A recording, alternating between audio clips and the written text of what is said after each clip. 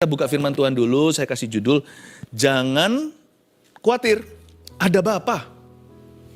Ya, jangan khawatir ada Bapa, don't worry, ada Bapa di sorga. Sebuah pesan yang sama, dari ayat-ayat ini saya khotbahkan di saat teduh bersama yang perdana. Tapi nggak ada rekodnya hari ini, karena itu saya khotbahkan dari ayat-ayat yang sama lagi. Kalau Anda tidak ada di sana waktu saat teduh bersama dilahirkan. Ini adalah pesan 2 tahun yang lalu, tapi dengan pewahyuan yang fresh untuk hidup kita hari ini, yaitu di kitab Matius pasal yang ke-6, ayat ke-25 sampai 34, saya bacakan hal kekhawatiran. Karena itu aku berkata kepadamu, janganlah khawatir akan hidupmu, akan apa yang hendak kamu makan atau minum, dan janganlah khawatir pula akan tubuhmu, akan apa yang hendak kamu pakai. Bukankah hidup itu lebih penting daripada makanan, dan tubuh itu lebih penting daripada pakaian? Pandanglah burung-burung di langit, yang tidak menaburkan, tidak menuai, dan tidak mengumpulkan bekal dalam lumbung, namun diberi makan oleh Bapamu yang di sorga. Bukankah kamu jauh melebihi burung-burung itu? Siapakah di antara kamu yang karena kekhawatirannya dapat menambahkan sehasta saja pada jalan hidupnya? Dan mengapa kamu khawatir akan pakaian? Perhatikanlah bunga bakung yang di ladang, yang tumbuh tanpa bekerja dan tanpa memintal. Namun aku berkata kepadamu, kata Yesus, Salomo dalam segala kemegahannya pun tidak dapat berpakaian seindah salah satu dari bunga itu. Jadi jika demikian Allah mendandani rumput di ladang yang hari ini ada, dan besok dibuang ke dalam api, tidakkah ia akan terlebih lagi mendandani kamu, hai orang-orang yang kurang percaya? Sebab itu janganlah kamu khawatir dan berkata, apakah yang akan kami makan, apakah yang akan kami minum, dan apakah yang akan kami pakai? Semua itu dicari bangsa-bangsa yang tidak mengenal Allah. Akan tetapi Bapamu yang di sorga tahu bahwa kamu memerlukan semuanya itu. Tetapi carilah dahulu kerajaan Allah dan kebenarannya, maka semuanya itu akan ditambahkan kepadamu. Sebab itu janganlah kamu khawatir akan hari besok, karena hari besok mempunyai kesusahannya sendiri. Kesusahan sehari cukuplah untuk sehari. Katakan amin dengan segenap hati. Ayat 25 saya jelaskan hal kekhawatiran. Hari ini Roh Kudus bicara begini. Dear keluarga saat teduh, jangan khawatir, ada Bapa. Oh, bukan hanya menunjuk ke atas, jangan khawatir, ada Bapa di dalam hidup kita. Karena itu aku berkata kepadamu, kata Yesus ayat 25, janganlah khawatir akan hidupmu. Berhenti di situ, yaitu di ayat 25a. Ternyata syarat untuk dipelihara oleh Bapa itu bukanlah sebuah tugas, bukanlah sebuah pekerjaan, bukan sebuah aktivitas atau perbuatan. Syaratnya mudah susah.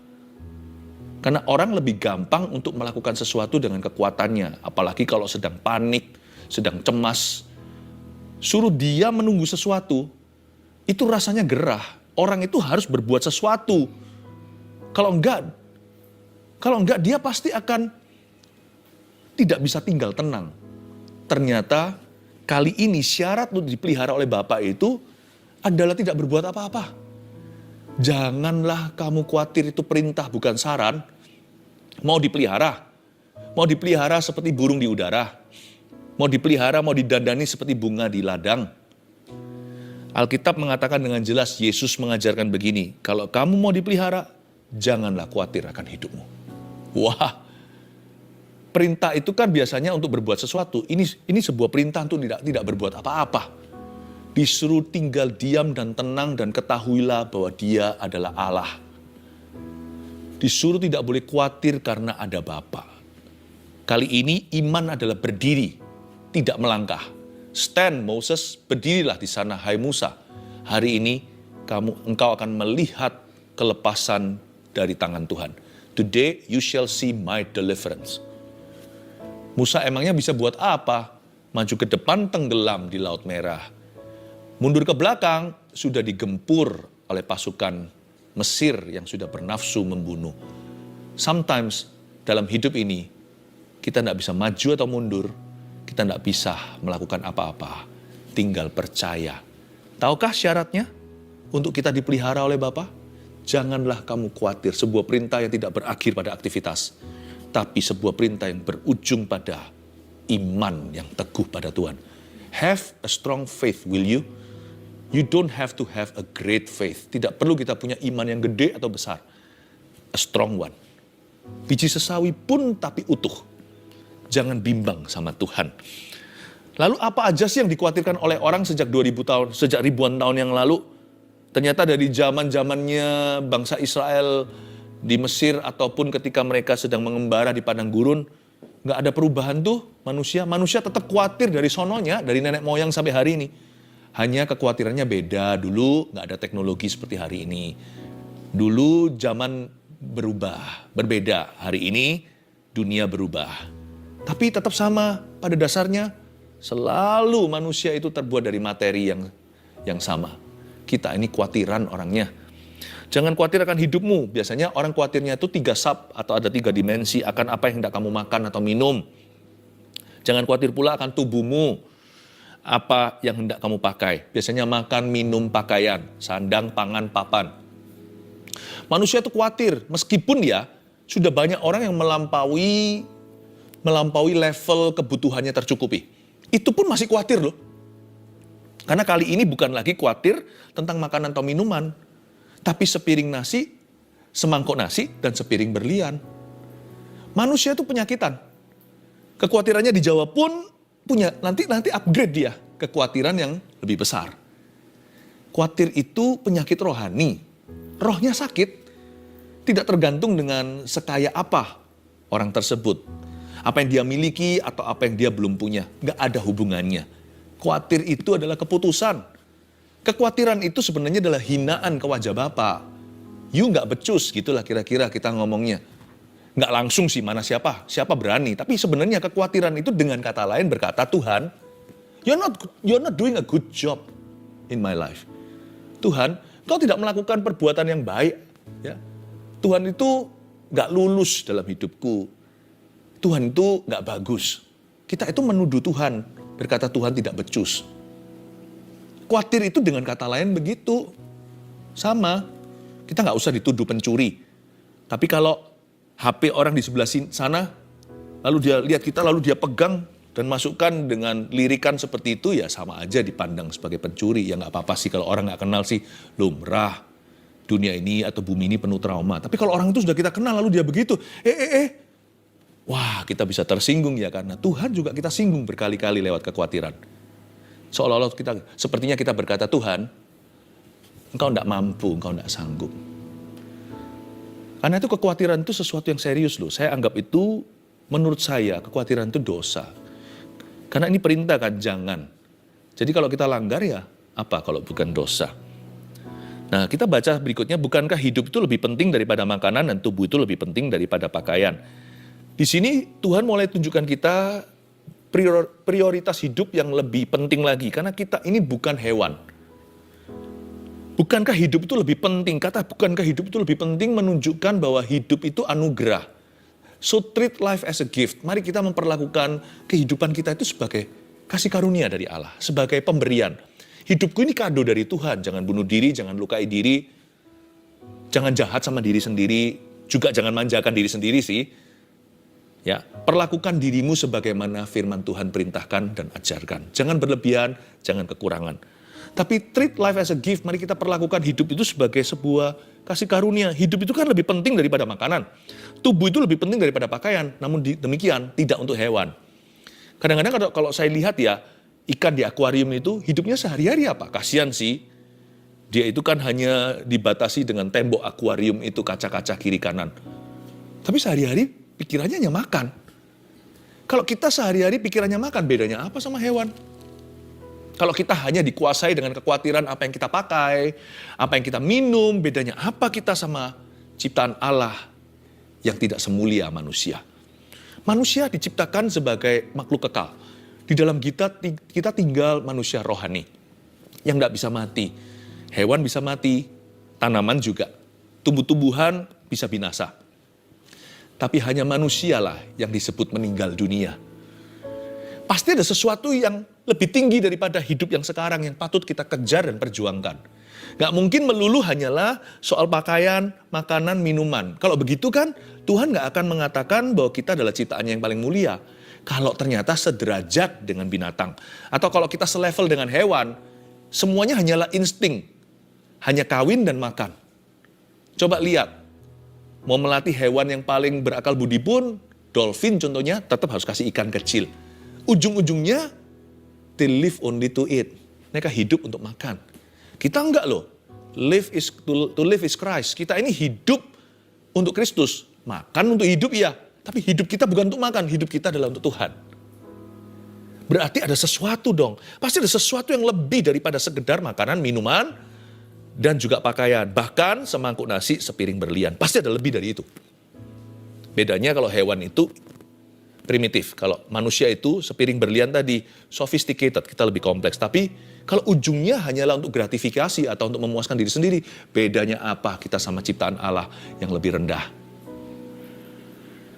Ayat 26, pandanglah burung-burung di langit yang tidak menaburkan, tidak menuai, dan tidak mengumpulkan bekal dalam lumbung, namun diberi makan oleh Bapamu di sorga. Bukankah kamu jauh melebihi burung-burung itu? Baik, mari kita bicara soal burung-burung yang dimaksud di ayat 26. Betul sih, burung-burung itu memang tidak menabur dan tidak menuai. Tidak mengumpulkan. Tapi bukan berarti bahwa burung-burung itu nggak bekerja. Nah, kita masuk ke fase berikutnya. Jangan khawatir itu nomor satu. Itu harus settle dulu di hati kita. Dan setelah kita tenang di dalam hati kita, bekerja pun menjadi berkat. Dengan segala tantangan, rintangan, pusingnya, pekerjaan itu sukacita loh. Kerja itu bukan kutukan. Kerja itu sudah ada di Taman Eden sebelum Adam dan Hawa jatuh dalam dosa. Cuman bedanya setelah mereka jatuh, mereka kehilangan tujuan Allah. Sama seperti kita kerja untuk apa? Kalau ditanya beneran kita nggak tahu. Kita nggak ngerti. Tapi itu yang disebut dengan manusia jatuh dari kemuliaan Allah. Tapi pekerjaan itu sendiri adalah berkat. Jadi jangan dibawa stres. Kalau kita punya pekerjaan itu bersyukur. Banyak orang mau kerja nggak ada. Banyak orang kehilangan pekerjaannya alias di PHK.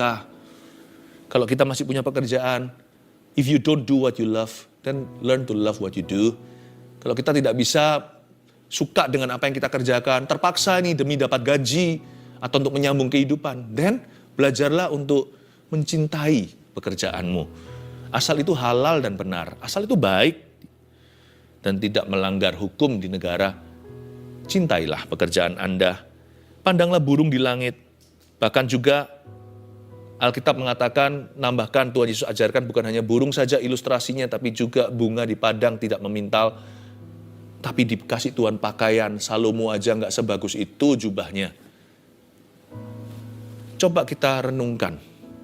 Yang dimaksudkan do not worry bukan berarti, oke, kita doa saja, nggak berbuat apa-apa. Bekerjalah. Kalau nggak kerja jangan makan.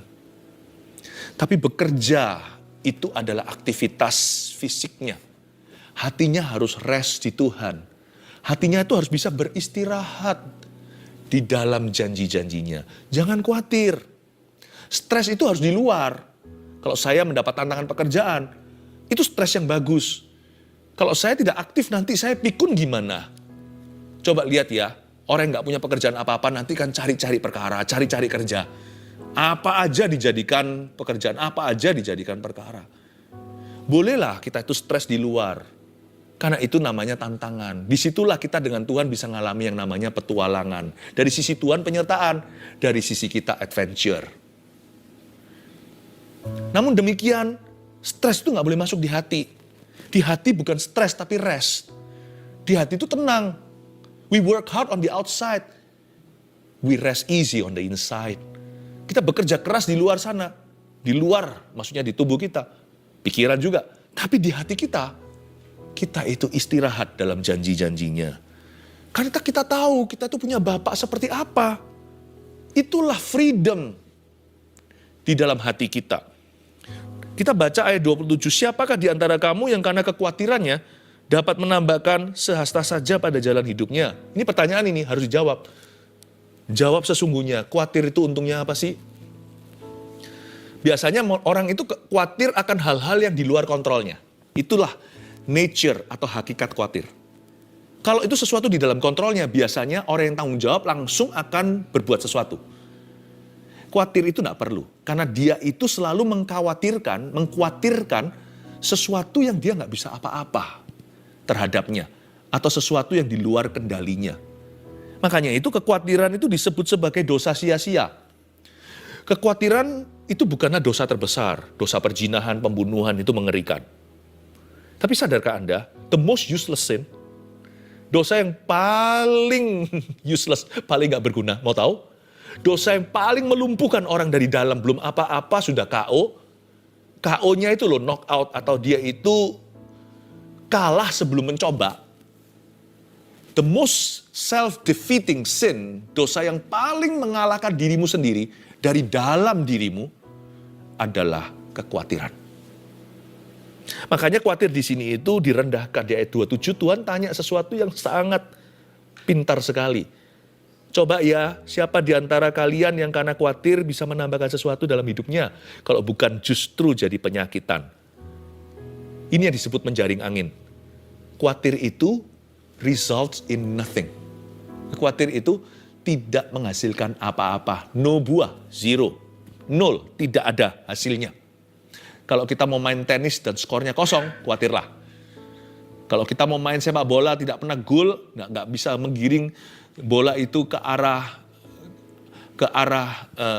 gawang lawan, ya khawatir itu. Khawatir itu nggak ke arah mana-mana. Dan mengapa kamu khawatir akan pakaian? Ayat 28, perhatikanlah bunga bakung di ladang yang tumbuh tanpa bekerja dan tanpa memintal. Namun aku berkata kepadamu, Salomo dalam segala kemegahannya pun tidak berpakaian seindah salah satu dari bunga itu. Ini Tuhan bukan membanggakan baju atau fashionnya. Tuhan lagi memberitahu, Tuhan itu nggak buta. Bapak kita itu ngerti prioritas Bapak kita, Allah pencipta semesta alam itu tahu membedakan mana orang, mana hewan. Dan Tuhan itu mengerti apa yang kita butuhkan. Ayat 30, jadi jika demikian Allah mendandani rumput di ladang yang hari ini ada dan besok dibuang dalam api.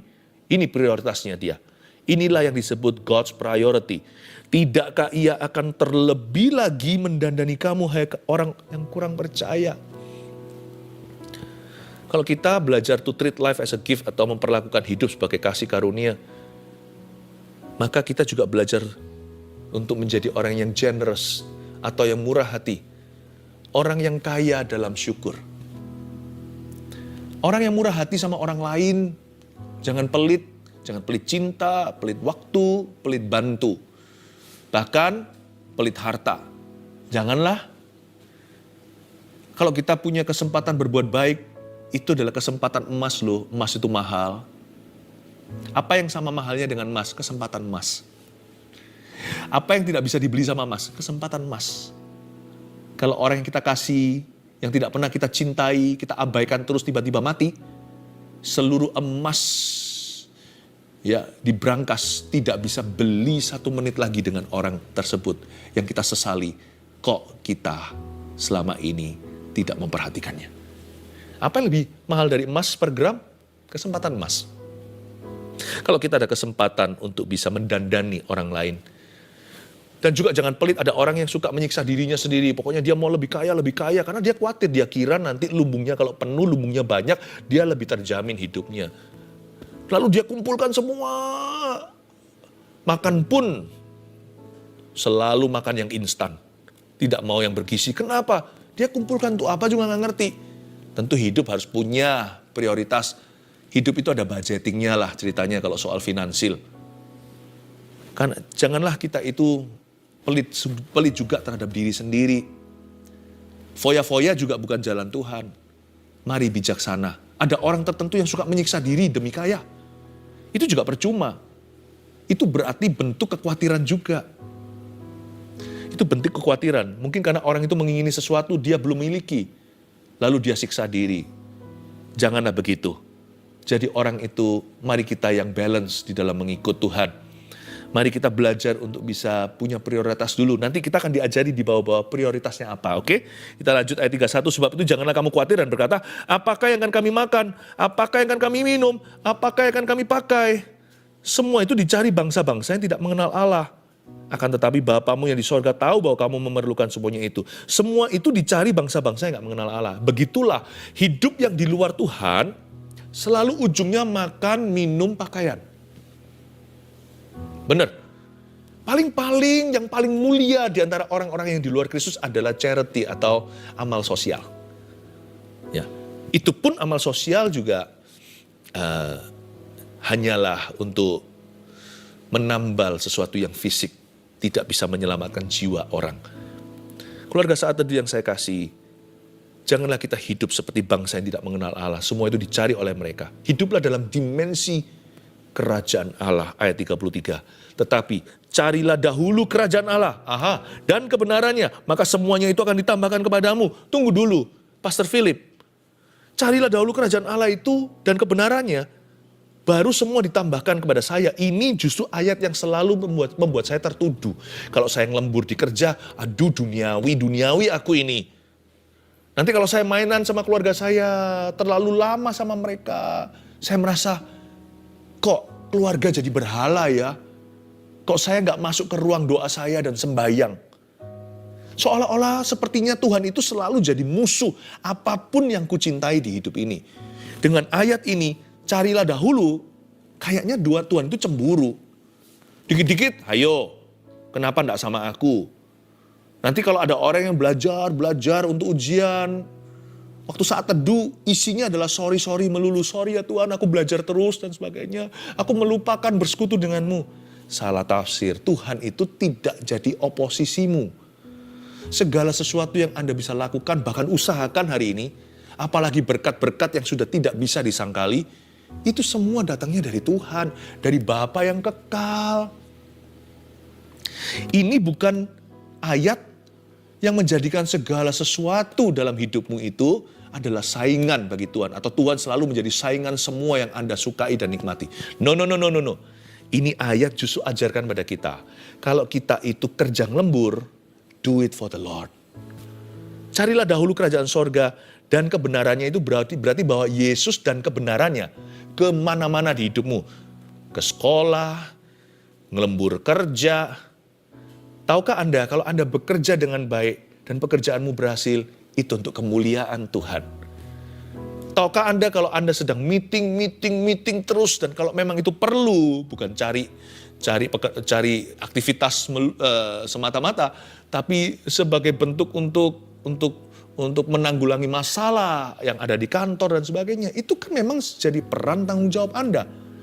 Bukannya justru Tuhan dipermalukan kalau Anda membolos kerja. Itu yang dimaksudkan. Kalau kita memang harus sungguh-sungguh investasi waktu demi supaya pekerjaan kita itu berhasil. Jangan lupa, Anda juga sedang memuliakan Tuhan. Anak-anak Tuhan harus gigih di dalam profesi. Nanti orang bilang apa? Orang dunia ngomong begini, Kristen tapi malas.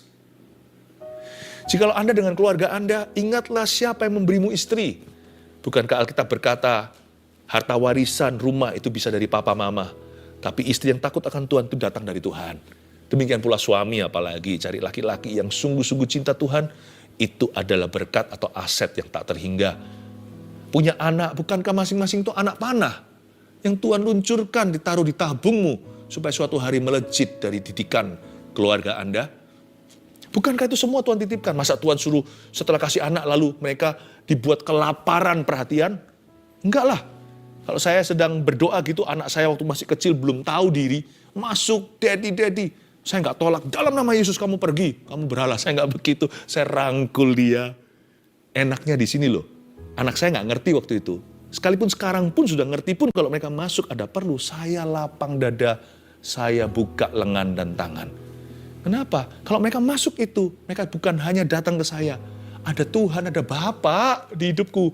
Yang ngerangkul mereka begini itu, bukan hanya saya Bapaknya di bumi, tapi Bapa mereka yang di sorga merangkul kami. Life becomes complete. Kalau kita bawa Tuhan kemana-mana, dan kita bawa firman. Firman itu gak berhenti di tembok gereja, atau di pintu keluar. Lalu keluar, kita jadi orang yang beda. Hidup kita melanggar firman, tidak sesuai dengan firman Allah. Enggak, saya bawa firman Tuhan dalam parenting, kita bawa dalam pekerjaan, kita bawa dalam studi sekolah, kita bawa dalam segala activity. Carilah dahulu kerajaan Allah dan kebenarannya. Kita bawa Kristus kemana-mana. Kita digendong Tuhan kemana-mana. Sampai putih rambut pun tetap berbuah. Memang ada aktivitasnya, jangan lupa. Ada waktunya saya memang minta menyendiri.